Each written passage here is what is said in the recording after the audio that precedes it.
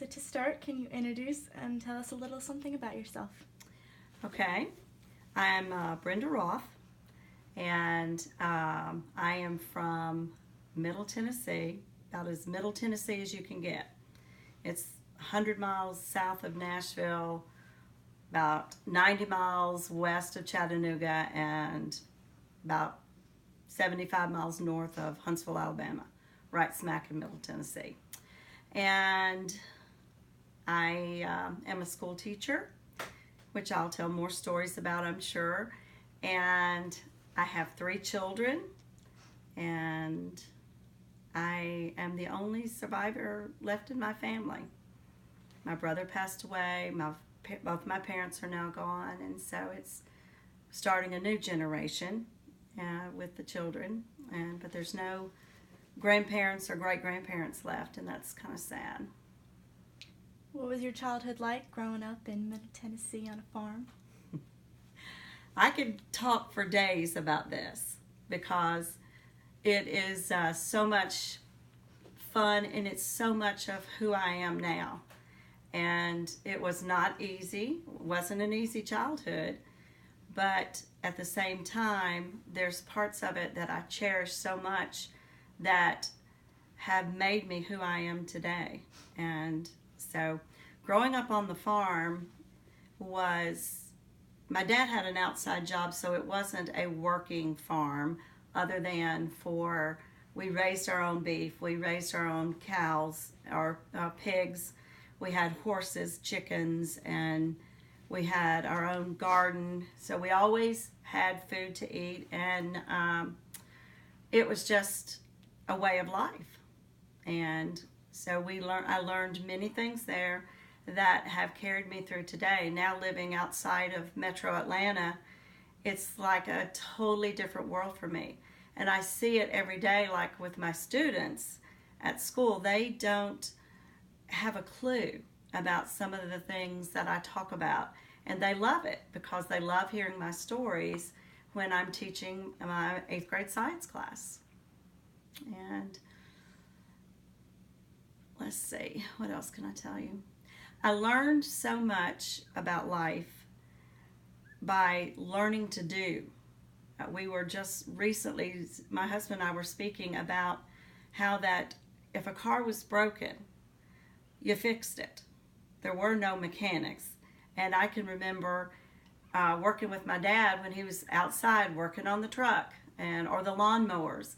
And I learned the names of all the tools and all the things because he would say, hand me a wrench or hand me that vice grip. I need this, I need that. And so I would learn to do things like that with him. And to build onto our house. My dad did it himself. Knocked out walls, and I can remember when he turned our former living room into what is now my present bedroom, and learning how to measure, learning how to saw, and I'm talking like 7, 8 years old. I can still remember those things. And then with taking care of the animals, the responsibility that you have when you grow up on a farm, everybody has to learn to do. And I can remember every year on the 4th of July, our little town, it's a town of maybe 500 in Huntland, Tennessee, and they had a carnival every year. And that was a big deal for us to get to go to the carnival out at the Huntland School. And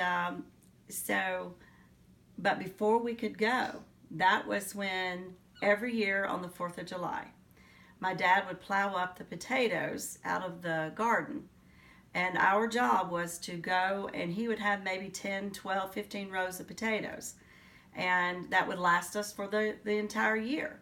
And we would have to go, and my dad would plow them up, and then he had a trailer on the back of his tractor. We had to go behind him and pick up all the potatoes and put them on the tractor, and then he had a place in the barn where he would keep all the potatoes.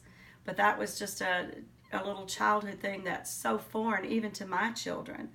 today is that, but we could not go to the carnival until all the potatoes had been picked up.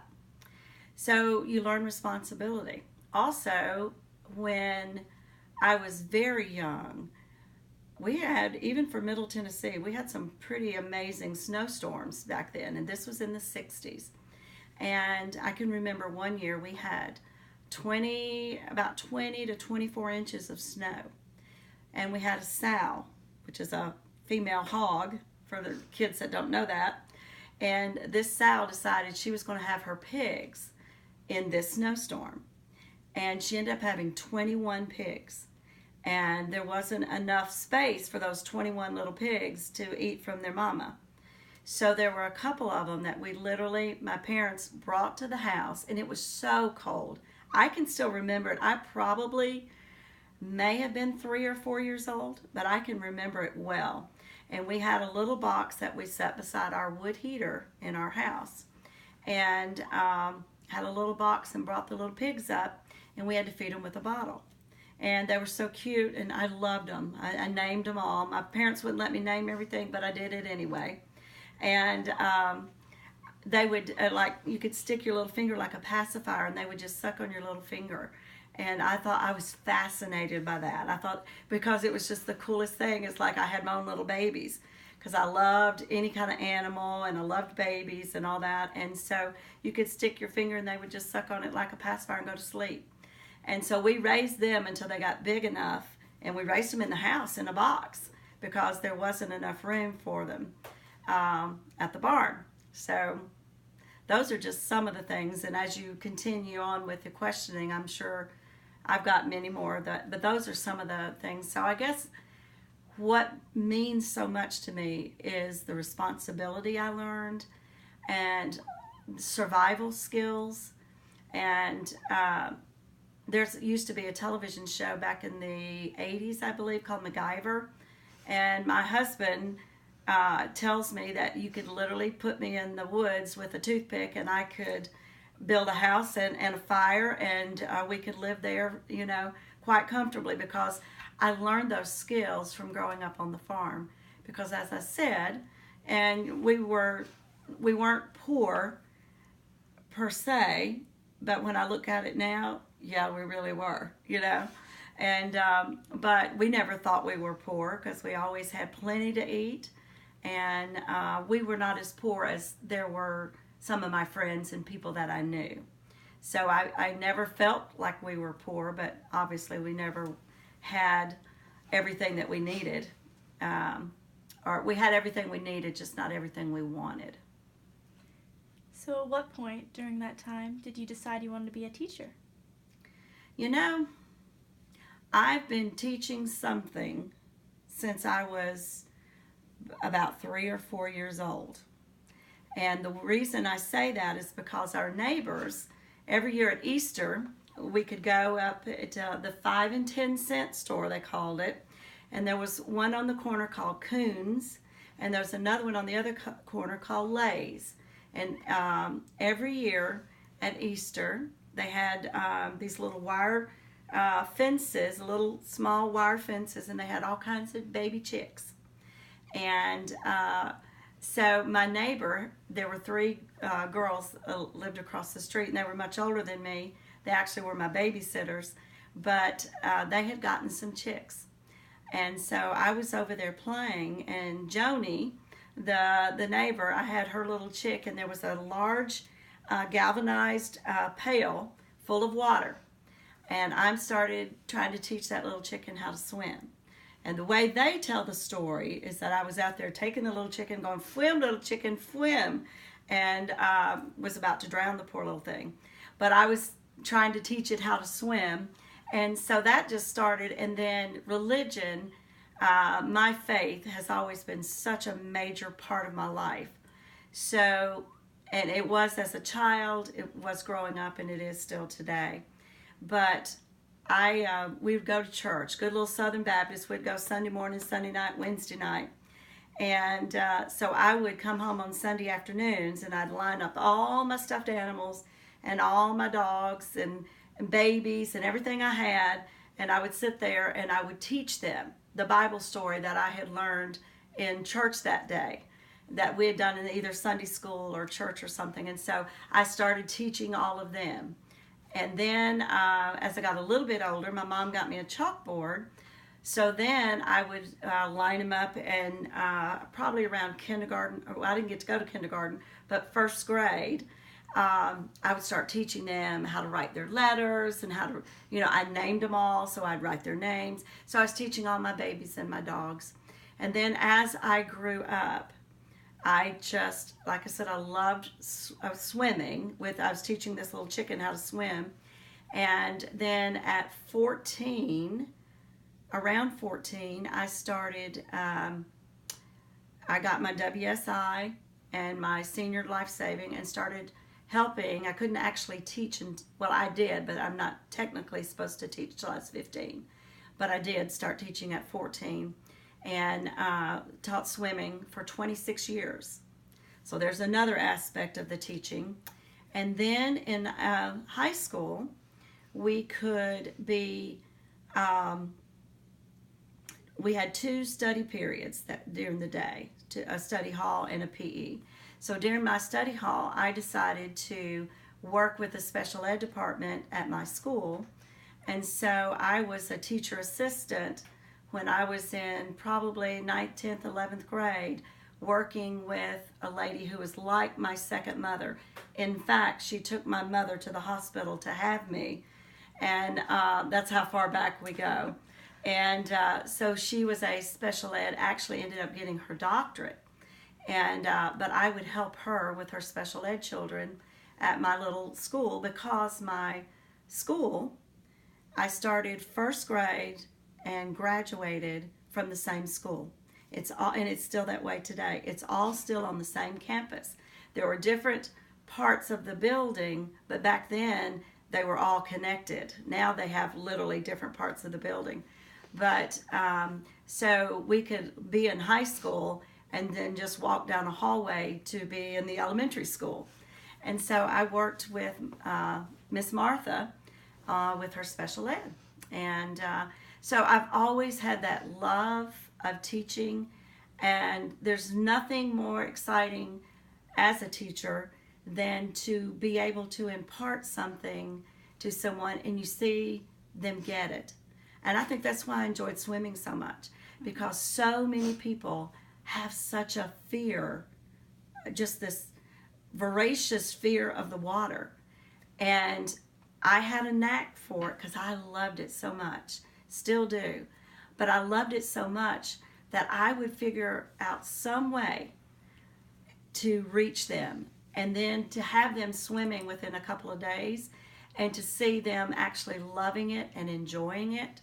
That was just such a rush for me. I just loved it because I knew it was something that I had that they didn't have, and that I could help them. I've taught as young as 9 months and as old as 67.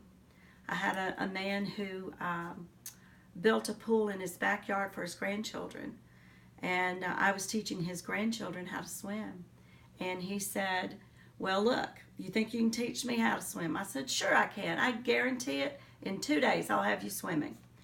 And sure enough, within 2 days, this man who was twice my height and twice my size, I had him jump off the diving board and have me catch him in the deep end of the pool, and he swam to the ladder on his second day. He was so excited that it was just, and it just meant so much to me that I had something that could help someone else.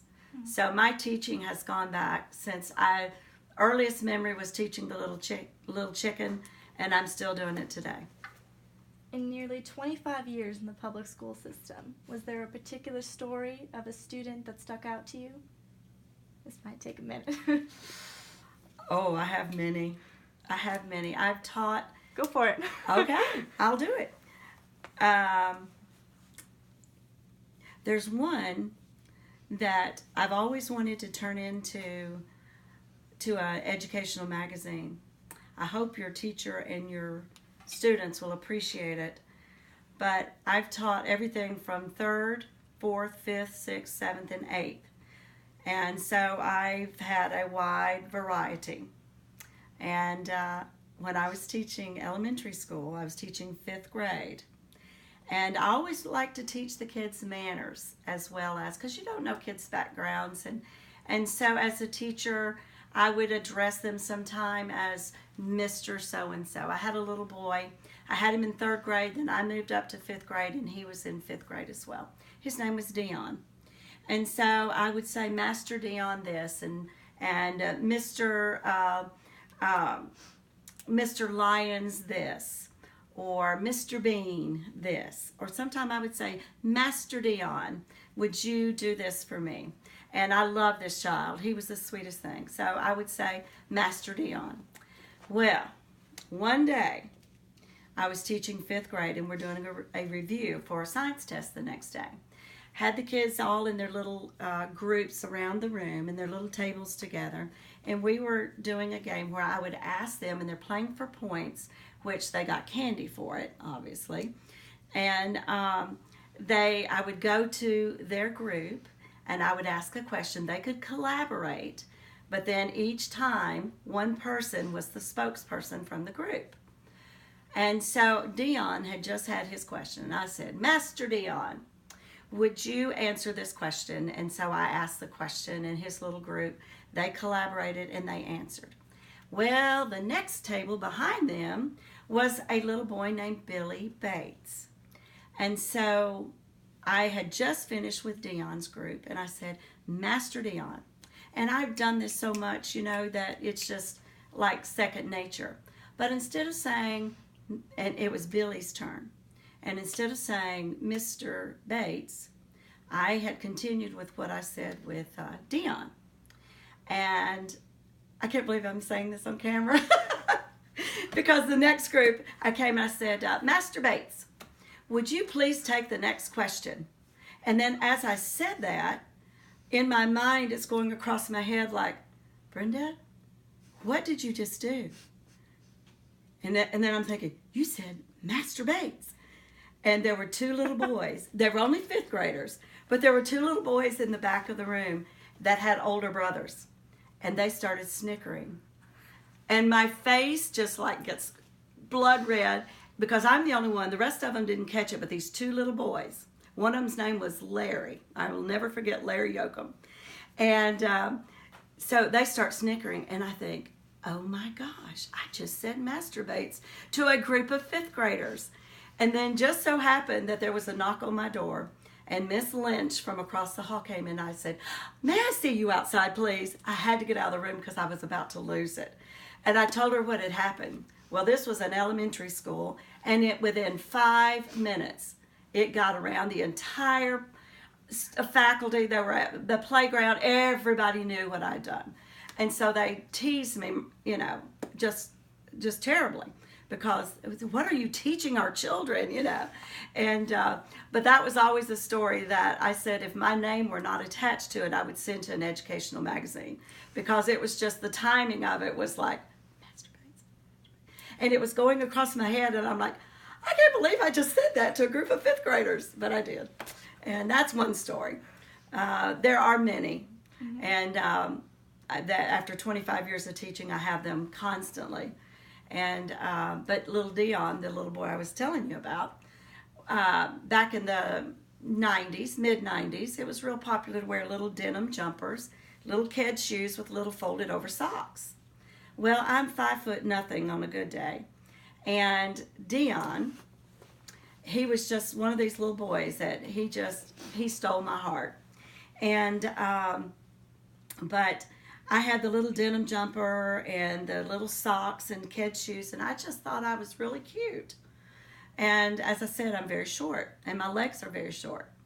And so I'm in the middle of teaching, and Dion said, Miss Gass, my name was Miss Gass at the time, Miss Gass, that just does not work for you. He said, your legs look like they're that tall. And I said, thank you, Dion. And I never wore it again because I thought if an 8-year-old little boy said that it doesn't look good, then obviously it didn't look good. So I've got tons of stories. So as we go through, I'm sure other things will pop in my head. So what did your life look like after you moved from Tennessee? Tennessee. After I moved from Tennessee, that would have been 1998.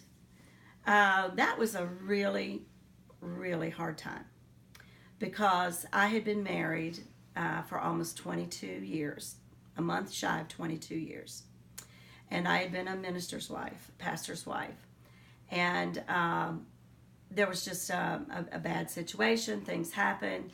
And I ended up going back to the Birmingham area because I personally did not, Tullahoma, Tennessee was a small town, about 20,000. And I did not want people to look at me and say, oh, there's the poor little pastor's wife and who just, got divorced. And I didn't want my children to have that, oh, woe is me kind of attitude. And so I felt I needed to leave Tennessee. And I had been in Birmingham a few years prior with my husband, and he had finished his master's at Samford, and I ended up graduating from the University of Montevallo and just outside of Birmingham. And I had some really good friends, and he had been on staff at a large church in Birmingham. And I felt if I went back there that I could kind of be lost in the largeness of it, and that my children would not be little victims.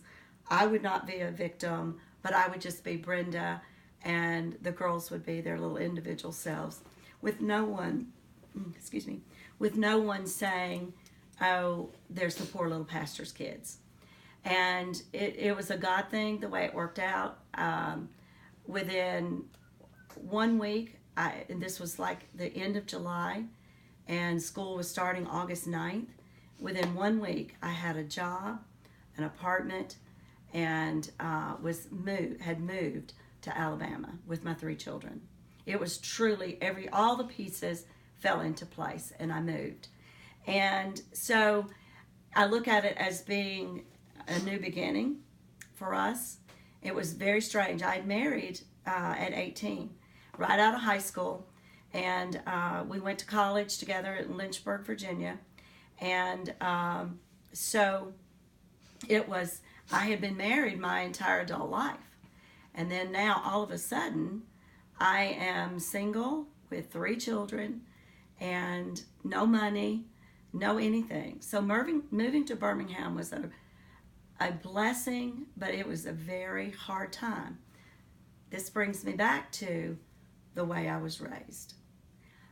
I have that factor in me of determination that nothing is going to get me down. Every day that I would leave, I had to leave a little bit before my girls did for school. I had a friend that would pick them up and take them to their school. And every day before I would leave, I would look at my girls and I would say, this can make us bitter, or this can make us better. We choose to be better because of it. And I would tell them that you can ask them to this day. And the other thing I would tell them, I said, girls, don't ever lose your testimony, because if you lose it, you can't get it back. And if you do something bad, then someone's going to think that about you every time they think about you for the rest of their life. So I said, don't ever lose your testimony, and we're going to let this make us better every day. And you can ask them to this day, and they'll still tell you, because they tease me about it now. Oh, Mom, that kind of thing. And so in moving to Birmingham, I was teaching elementary again, and a wonderful school. Excuse me, wonderful school. But then my former husband had not been able to find employment, so there was zero child support coming in. So I knew that I had to do something. So I worked 3 jobs. I pushed perfume at Parisians at the mall.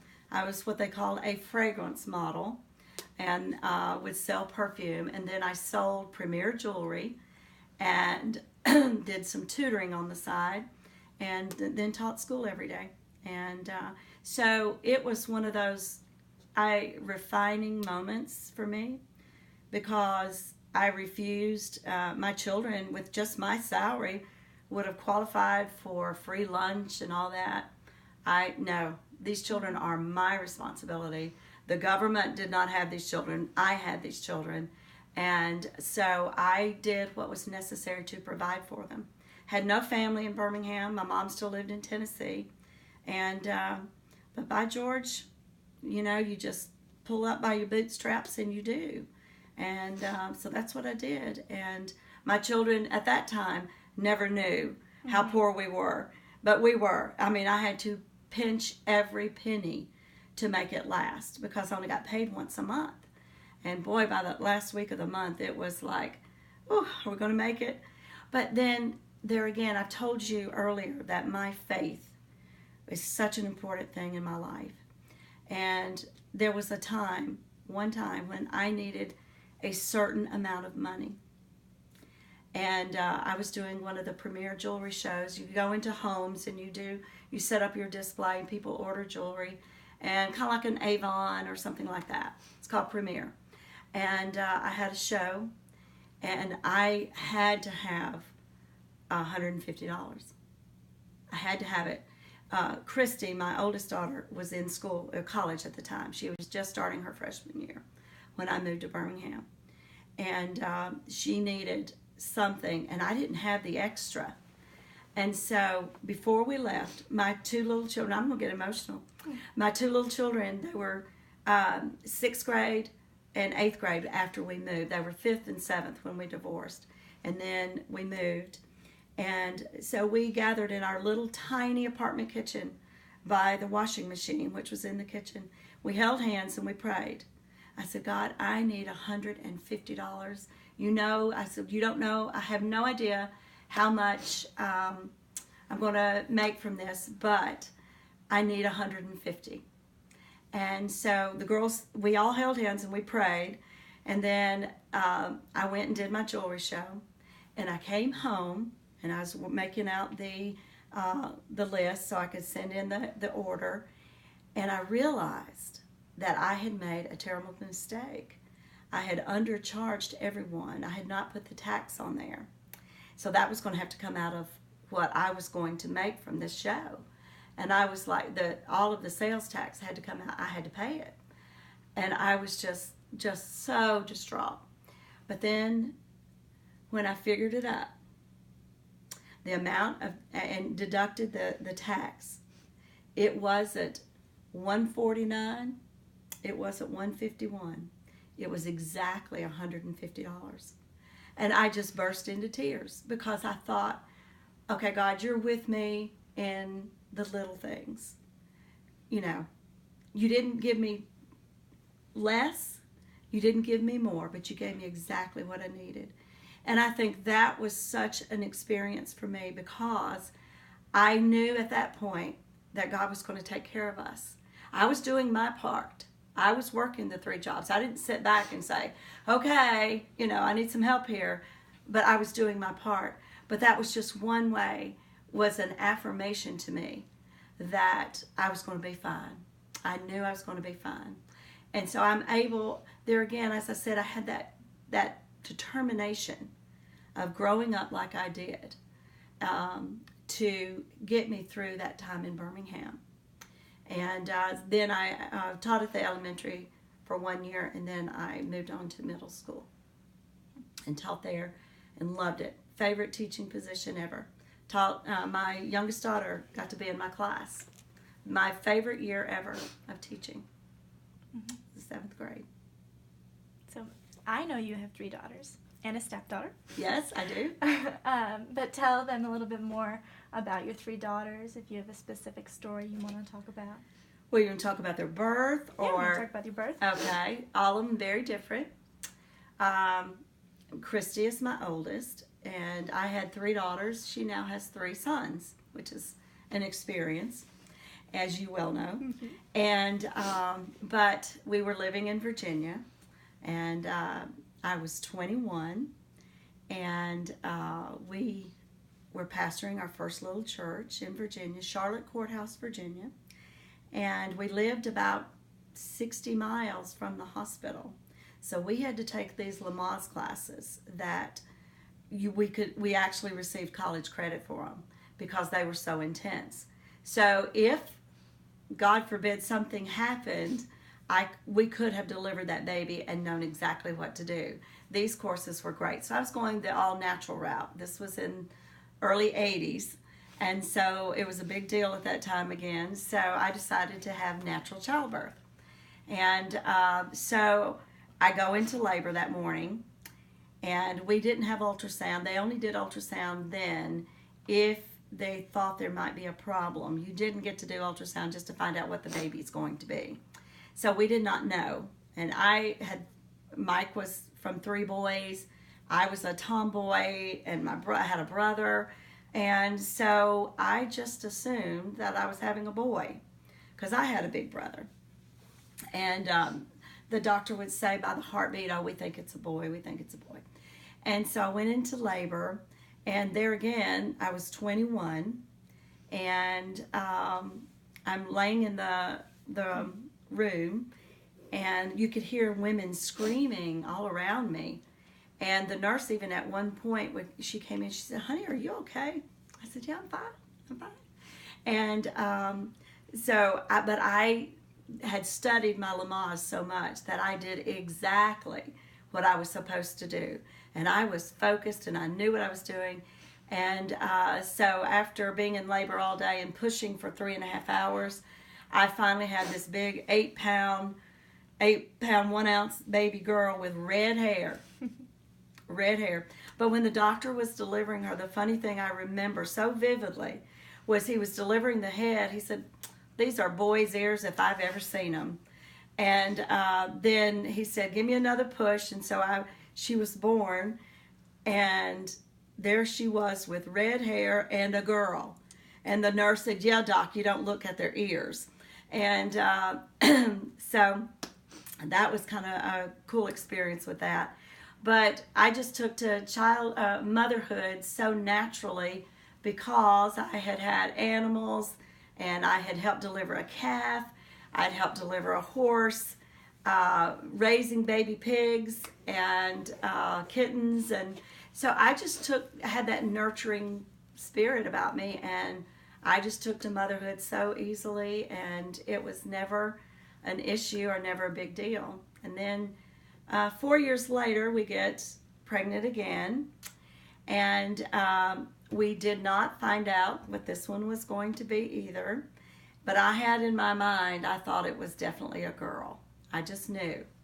And what was funny about that is that I was teaching swimming lessons up to the week before she was born. And so I had I had dilated. I was like at 3 or 4 and still hadn't gone into labor. So then I had a doctor's appointment, and he said, you're ready. And he said, I'm just going to break your water and see what happens. I'm like, okay. But the thing of it is my husband had driven me up there, and he had gone back to his parents' house to wait for me to be done at the doctor. So the doctor literally broke my water there. I walked across the hallway and went to the delivery or to the room, and couldn't call. He wouldn't answer the phone. I kept calling. We didn't have cell phones. This was in mid-80s, and I kept calling and nothing. And I mean, we were getting close. I was really getting close. And then finally I called. I said, where are you? I said, I'm like in full-blown labor here. My contractions are 2 minutes apart. Where are you? He said, I'm sorry, somebody had turned the ringer off on the phone, and I didn't hear the phone ring. And so once he realized that was off, he rushed up to the hospital, and he made it in time, but he almost missed it because she was coming. So in 2 hours, she was here. And so that was Courtney. And then 2 years later, I got pregnant with Katie. And on this one, we did find out what she was. This was latter part of the 80s. And so when they're doing the ultrasound, they say, I said, well, what is it? And he said, well, if it were me, I wouldn't get rid of any of my baby clothes if I were you. So we knew it was a girl. And then on her, same thing. I literally had taught swimming lessons up to the day before. My in-laws had a pool, and so I was teaching at their place. And to the day before, I finished up. And so then I go to my doctor's appointment, and he breaks my water again. But at that point, I'd already dilated to 6 and had not gone into labor yet. Well, my husband at the time was working. He had taken a night shift job at Huntsville Hospital. And so he was driving up from Huntsville to Winchester, Tennessee, and they were doing road construction. And he got held up in the road construction. And I was only in labor with Katie for like 45 minutes. The doctor's like, don't push, you're going to break her shoulder. And literally one push and she was out. He was there 15 minutes before she was born. I thought I was going to have to deliver her by myself too. And so that's basically the birth. And now they've been healthy children, no major issues, and they're all grown now, college educated, and I can breathe a little bit. Got one more to go. You successfully raised 3 children on your own, and then you met my father. I did. And I was living in Birmingham at the time, and so it would have been the late 90s, and I taught at the elementary school, South Shades Crest Elementary, and one of the girls I worked with had, she was from Atlanta. She had a friend that worked where your dad worked, and so they just couldn't stand the fact, because I'm just such a family-oriented person, that I wouldn't even think about dating, because remember, I had been married my entire adult life up until I divorced in mid-1998. And so they just couldn't stand the fact that I wouldn't even think about dating. And I was afraid to. And I didn't want to bring anyone around my children or anything like that. And so they said, well, can he call you? I said, okay. He can call me. I thought, he's in Atlanta, I'm in Birmingham, that's safe enough, and I can just have someone to talk to. So he literally called me, and the first time we ever talked, we talked 3.5 hours, long distance. And I don't think have missed more than one day talking since. And most of the time, it's multiple times per day. And so that was like on a Sunday that he called me. Then he decided to drive to Birmingham and then meet me for dinner. And so we met. So our first date, was we went to dinner at Macaroni Grill in Birmingham. And then that was on Tuesday night. And he got on the wrong interstate. He took I-20, but he started going east instead of I-20 west. And he started not to come at that point. And because he had, you know the roads in Atlanta. And once you get on the wrong one, it's hard to get turned back around and go. But he decided to come anyway, because it was a long drive.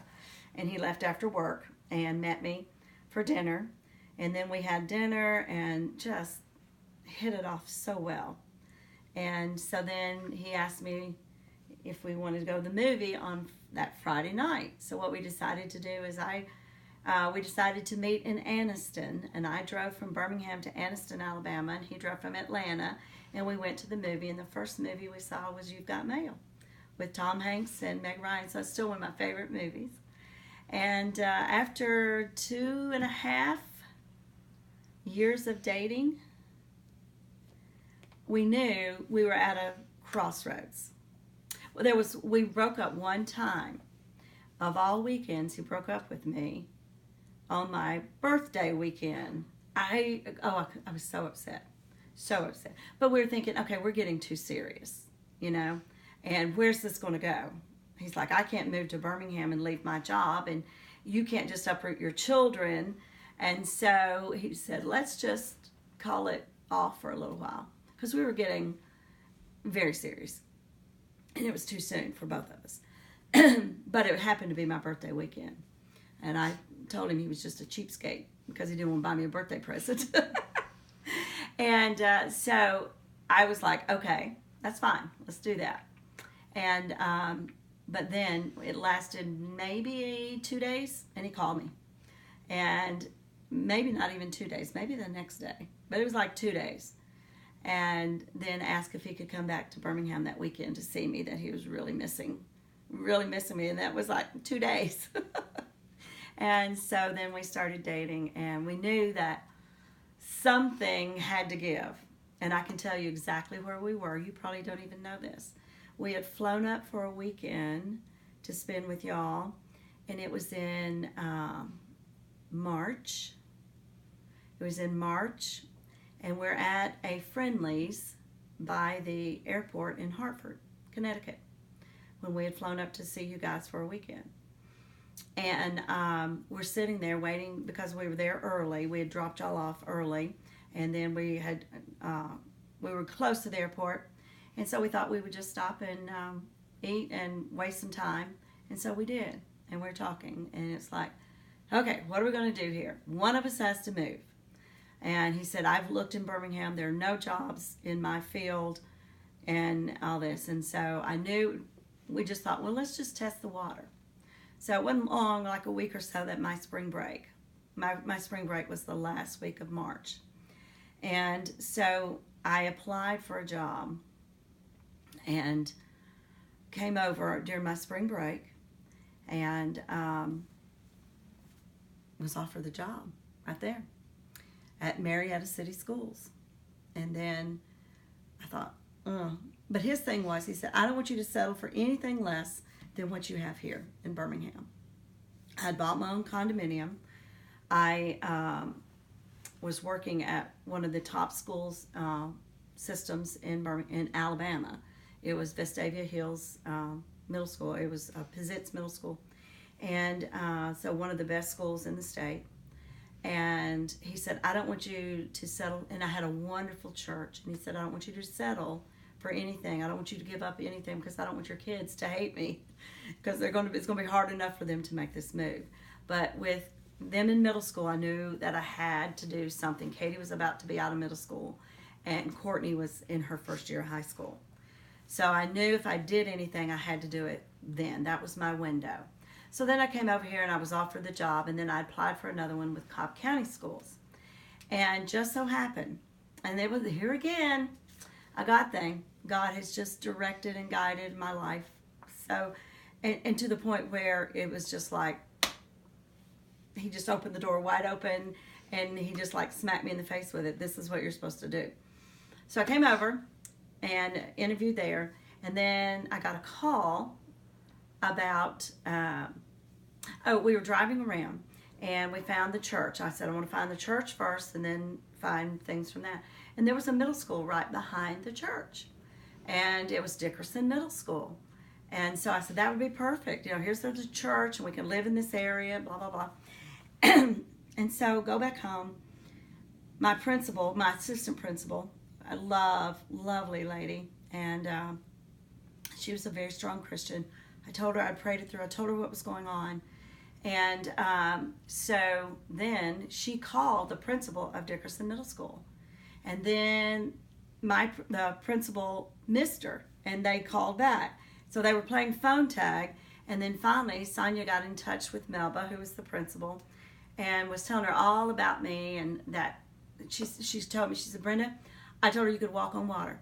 And so then Melba called me, wanted me to interview, because she said, if I'd have talked to you on Tuesday, I didn't have a position. But she said, last night, one of my science teachers walked in and had to resign because her husband got a new job in Florida and they're moving. I need a science teacher. And she said, if I talked to you on Tuesday, I would have said no. And so I go over, and then just the connections were just amazing with our move from Birmingham. It was hard on the girls, but I just kept telling them, I said, girls, that I'm in charge of you. God has given you to me. It's my job to raise you. And I said that if it's God's will for me to move and He's opened these doors, then if it's God's will for me, then it's also God's will for you, because He has put me in charge of you until you become adults. That seemed to work, and then they were happy. It took a while, but then both of them fell in love. They feel like they are Georgians now, and more so than Tennessee, even though so much of their life was in Tennessee with all of the connections. But so that's how I ended up in. So then we dated. I moved in the summer, and your dad proposed to me in November. And because we didn't want to make that jump without having lived in the same place instead of having the long distance thing. And he proposed in November, and we were married the following June. And in 16 years of marriage, what do you remember most? That we just love to laugh. And we always, if you looked at us, you would think, no way should these two people be together. I was born and raised Southern Baptist. I was born and raised in a town of less than 500 people. I grew up on a farm. And then here's Kevin. Kevin was born and raised 45 minutes from New York City in New Jersey. And was raised Catholic. He went to Catholic schools from elementary through college even. And so the fact that we fit together so well is just, it's mind-boggling. There again, it was a God thing. And because we have so much fun together, regardless of what we're doing. We go to Home Depot, we have a blast. I mean, we just love each other's company. As I said, in those 16 years plus the dating years, we have not gone more than a day, even when we broke up, a day and a half without talking to each other. Even when he's been overseas for business trips and things, we still managed to talk to each other. And then we just laugh. We've learned to laugh at ourselves. And but our wedding was literally like the Beverly Hillbillies, because our parents had never met. And here's my mom, we called her Nana Honey, and her last name was Honey. And she and Papa Honey came down from Tennessee, and Kevin had always told my mom, because my mom was a fabulous cook, and she could make the best fried chicken. Mine's good, but hers is better. Hers was better. And so Kevin always said, Nana, if you don't make me fried chicken, then I'm going to dump her.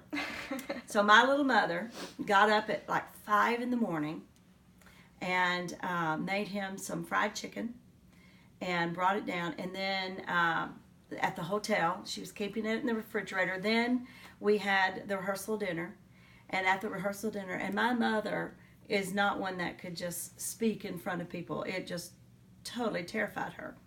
But she stood up and she said, well, Kevin, and that's why she talked. You think I'm Southern, you should hear my mom. And she said, well, Kevin, I know you told me that if I didn't make you fried chicken that you were going to dump Brenda. And I didn't want you to do that. So she brought out this little basket of homemade fried chicken that she had made that morning just for him. And then we were married at our church. And I guess the most memorable thing is not one particular thing other than laughing and enjoying each other's company. That's my favorite memory of us, because it's ongoing. Neither one of us take things so serious. We both had been through hard times, so I think having that joyful relationship with someone is extremely important. Mm-hmm. Thank you so much for talking with me today. This was absolutely wonderful. You are so welcome.